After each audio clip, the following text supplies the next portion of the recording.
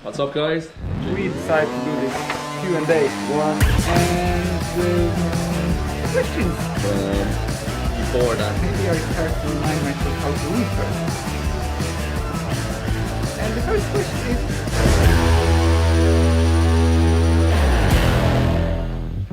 Dynamo Drift. Are you guys going to make another ultimate tandem machine and then invite some friends to tandem with tandem machines? oh, it will be good fun for sure. This was quite a journey to build this thing, but it was exciting. It was good. 3 days, 3 nights. That thing was a lot of fun to make. We built it like over 2 nights and tested on the third day. So a lot of work, a lot of welding. I think I still have some weld scars, but brilliant fun. So that was good fun. I hope that we will have another similar idea like this, but only if we will have some additional thing which will change the appearance of this tandem machine. Maybe we will do it again, but we'll see. Everything is possible. Hopefully, fingers crossed for that, because this was good fun. Will we make another one? I'm not sure if we'll make another one, but I would be up for doing something different. Not sure what, but like some other crazy thing that hasn't been done before.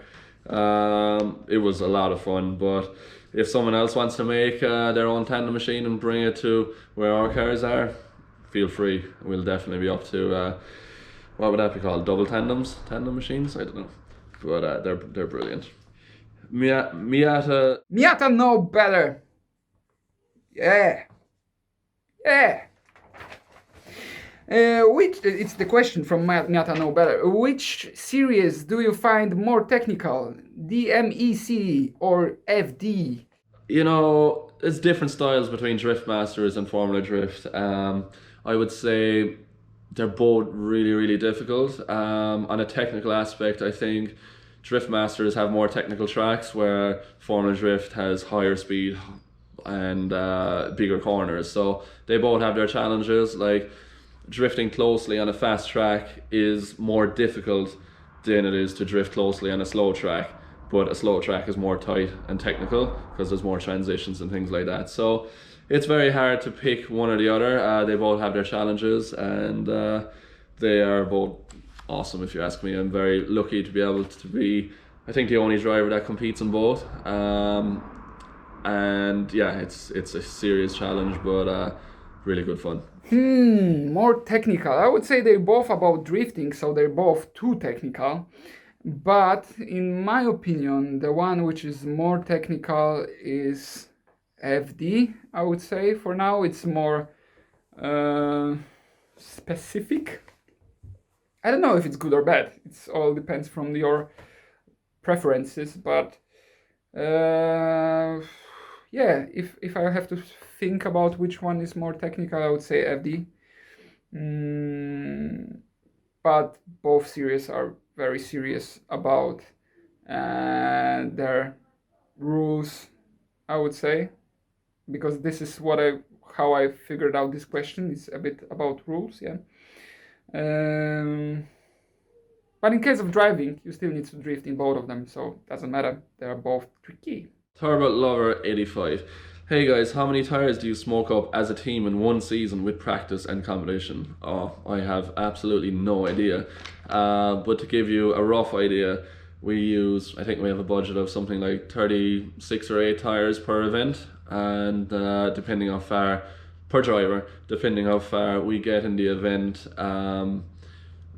it shows how many of them we use. But if you get to a final, there's a good chance that you could use all of them, especially if you have someone more times. So, if you think about it, in FD we have the limitation of 12 runs before the qualification. So about 30 tires probably per competition. In Drift Masters probably similar. Then there is some events. So yeah, a lot. That's a good answer. Georgi Stefanov. What are your spotters giving you as information after each run? Do you talk to each other on the radio when doing tandem and competition?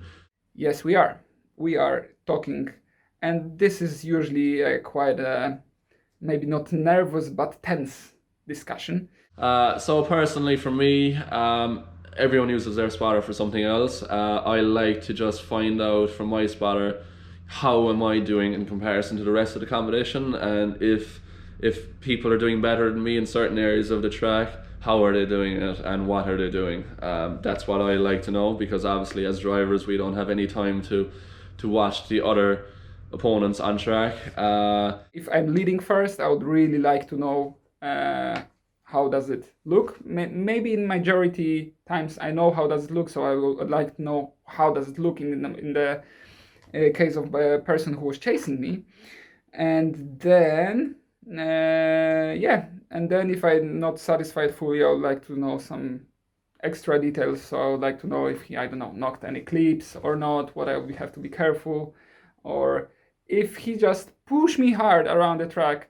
I would like to know if my spotter saw any mistakes from him or simply nothing. So then he's giving me a score, probably like, I don't know, 6-4 to him or 7-3 to him. So that tells me a lot. I don't personally talk to the spotter while drifting. It's just like, all right, man, best of luck. Let's see how it goes, and it's someone to talk to before and after each run. So yeah, it's like just someone to take your mind away from what you're actually about to do. My Ron Jansen 321. If you both separately have to choose one championship only to compete for the next 5 years, which one would that be and why? That's an impossible question. I can't imagine ever having to really make that decision, because I like competing in both championships, especially if the championship rounds don't clash. There's no real reason why we can't do it if we have the support to do it. So personally, I want to keep competing in both, and hopefully we can do that. Tough one. If we are taking everything into consideration, I will definitely choose DMEC. Because I'm from Europe, I have my whole family in here, and I would prefer to stay in Europe if I can only compete in one series. But if I can travel, if I can travel, I would probably choose FD. If I cannot, I will choose DMEC. Why? Because for now, there are chances for a better support in FD, because there are more sponsors heavily involved for now. Simply America works that way, that sport in general is a lot more attractive thing. For sponsors in Europe, sport is not that common to support. Paul Shillingford. For whatever reason, you are not allowed to drive a full-size drift car ever again. Would you go RC drifting or sim drifting? Ooh, sim drifting, for sure. Sim drifting is exciting, to be honest, but RC drifting is exciting too. Good question, actually. For me personally, I would prefer sim drifting, because you got that feeling of the steering wheel going through your hand. You have all the controls next to you, and it feels really, really like the real thing, especially when you get used to it. So for me, definitely sim drifting. Yeah. Oh, sim drifting. STX NCEDP Stunt. How many bubblegum can you guys fit in one mouth? It depends if there will be those like peels or like bricks, I don't know how they call, or those stripes. They are sometimes in this roll, so that will take a lot. Yeah, I don't know. Once I take the whole cheeseburger into my mouth, so I don't know how many it will be in the gum mathematics. But that's a good question. I'll be figuring it out. I'll be figuring it out now. Until the first round, I will know. Till the moment when the first round appear and will be there, I will know. If you could change one rule in FD and DMEC, which rule would you change? Didn't get to think about that one. I don't know, to be honest. You always think about the rules, how to simply kind of obey them, not the other way. So which one is the most annoying? Yeah, if I would have to change one rule, I would change this question that James needs to answer it. I think it's not in the rules, but what I would love to see more of in drifting is if there's a way to minimize the delays on track, so there's as much action on track as possible. Obviously, you have to, be lenient because certain things happen and people want to see drifting on the track. But I would say like 5 minute rules really can slow down the show, especially if you go into the later parts of the event. So yeah, for me, I love everything about drifting. But if they could make everything more compact and more stuff happening in a shorter period of time, that would be better. I don't know which way would I change. Why I should change anything? I'm not the judge. I don't like changes. Yeah. I would leave them alone. Leave them alone, the poor rules. Next one. Sean McIlton.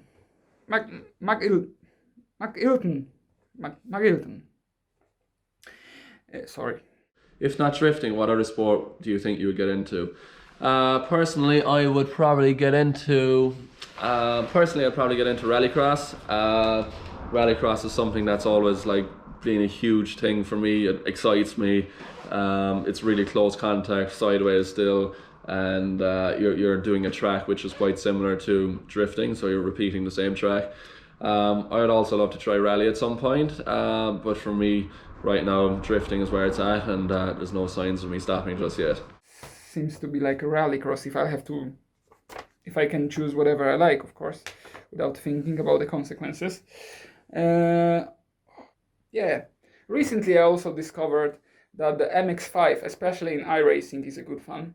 So maybe I'll be racing MX-5s. Why not? Cool thing. Yeah. Eggins44. Do you see electric drift cars coming in the future after Chelsea's test of the E36 running Tesla drivetrain? Do you think the motor characteristics could dominate in competitive drifting?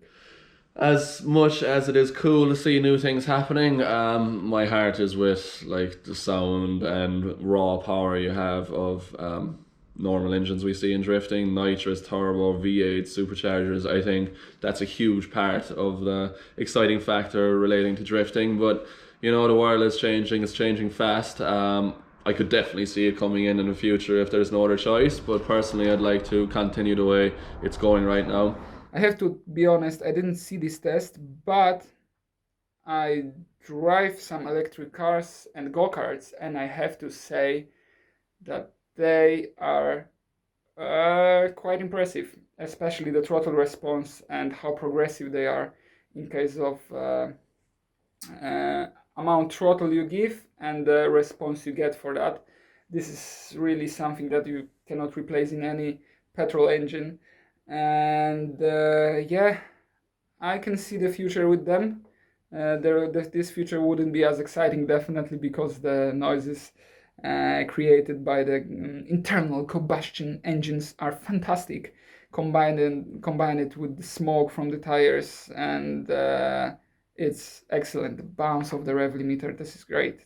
You won't get it from the electric car on this on some plastic or wet surface tires, because probably that will be the future, because they need to be eco-friendly.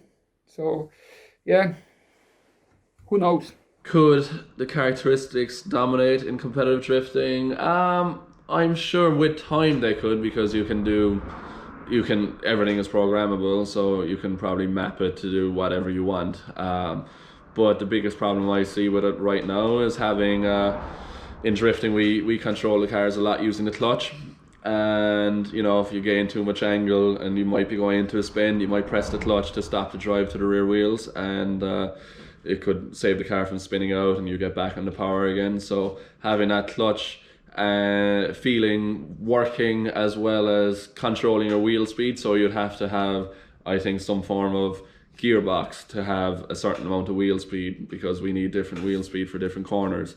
For example, if you're coming around the second corner in Long Beach and you need to transition into the hairpin, you need to drop your wheel speed there, so you don't just burn the tires off and go absolutely nowhere. So yeah, there's a lot of things I think could be tricky about that, but I think it's definitely not impossible. Piotr.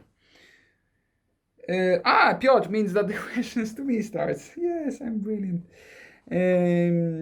JD.de. Why Piotr drives left-hand car? So I'm driving the left-hand drive car because I never feel good in the right-hand drive cars. I always was learning the one which has its steering wheel on the left side.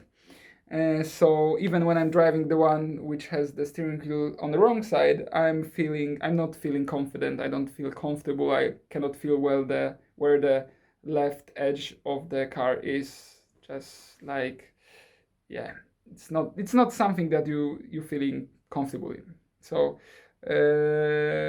yeah, I've been drifting even James's car, and I never know where I am on the track. Not maybe where, because I knew that I am on the track, but how far from the edge? That was no. What was it? Kyle RTIB. What was it like stunt driving in an Alpha in 600 ground? That whole experience was unbelievable from the start to the finish. It started with getting a message on Facebook to see if I was available to do stunt driving in Italy in a Michael Bay movie, and I thought it was spam. So I was thinking about it for a while, wasn't sure if it was real or not, and I decided why not. I sent an email back, and a few minutes later the executive producer called, and a couple of days later I was in Italy with Michael Bay and the whole cast of the film, and we were doing stunt driving in the streets of Florence. And where else did we go? We had Florence, Siena and Rome. So incredible experience driving that car through the streets of Italy. I had Ryan Reynolds next to me, James Franco. It was absolutely an amazing buzz, an amazing opportunity, and something I'd love to do more of. So maybe in the future, when I get a bit older and can't attend so many drift events, we might look into the world of stunt driving. But great opportunity and amazing experience. Roo slash not slash this thing underneath. JUE1. So what's the story behind your SpongeBob socks, Piotr? Yes, the story is simple. I got it for my birthday from my son. He chose it. He saw it in the shopping mall, and he bought it to me. And since I remember once my birthday was just before the event, so I definitely decided that I need to wear them, and that just become a habit, and I really like it. So just always before the qualification and in the qualification day, I'm just wear them if I can, if I didn't forget them, but I try not to, because I really. David Stiffs, what is your favorite thing about HDK Eurofighter? Favorite thing about the car is probably the build quality. It's the closest thing I've seen to a WRC car or GT3 car I've seen in the world of drifting. Absolutely love you could open the door, open the boot, under the bonnet, you could look and stare at this car for hours and just look at the attention to detail.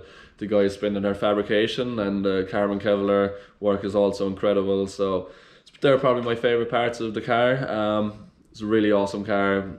HDK did all the chassis work, and we built the engine and put the car all together, assembled it in Ireland. So between both workshops, it turned out awesome, and I love the quality of that car. Taylor Stripes.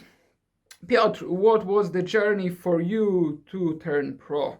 Oh, it was quite a journey, to be honest, because I remember the moment when my father asked me simply, okay, we are in this situation where quite an investments really start, and you need to answer now if you want to simply have fun with it or treat it professionally. And when I started thinking about that back then, I didn't know anything else which will turn me more than drifting. So I said that, yeah, I can see only going deeper and deeper into that. So I decided to go pro and push everything to the limit with it as hard as I could and as I thought it would be beneficial.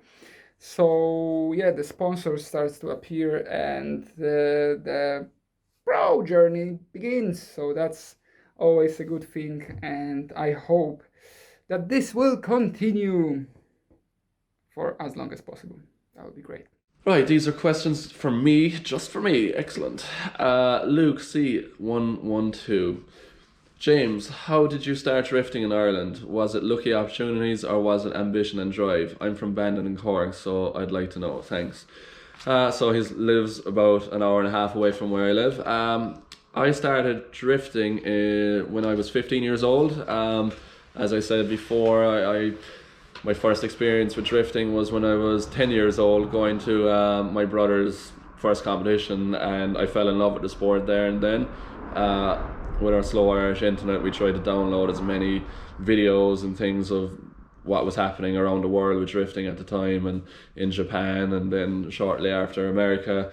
And I just knew that this is what I wanted to start when I had the opportunity. And I was lucky enough to have motorsport in my family, and it's bred into me basically. So I was definitely going to give my hand at some form of motorsport. And for me, I just decided drifting was what it was going to be, and started competing when I was 15 years old in a Ford Sierra 2-litre twin cam. We got the car for €200, welded the diff, put a bucket seat in it, and just been practicing and went to my first competitions. And lucky enough, I had good skill, and I got to the top of that car pretty quick, and we managed to buy an S14, pretty standard car for €4,000, and a couple of months later I won my first pro event in that car, and then it started gaining traction really quick.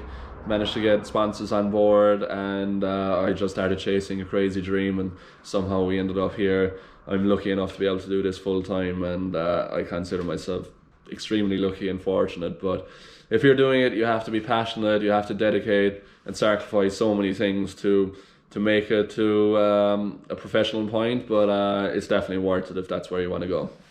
And last question is Jad Viga. How much time you spent to make up your hair? As you can see, I was preparing a lot for this session. Yeah, it's mainly actually connected with washing them. So I wash them very nicely, each one by one.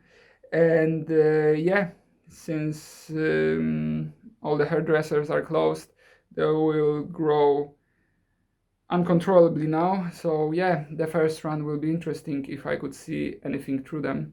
Right, guys, thank you very much for sending in your questions. Hope the answers were okay and you enjoy it. We'll try to do more of this stuff in the future. Most importantly, everyone stay safe. We're going to get through this stuff, and we can't wait to see you on the track soon. Take care, guys. And please, guys, be patient. Be patient, because the drifting will never end. We'll definitely continue our saga in this season, but with a small delay thanks to the virus. So hopefully see you in person very soon. Take care.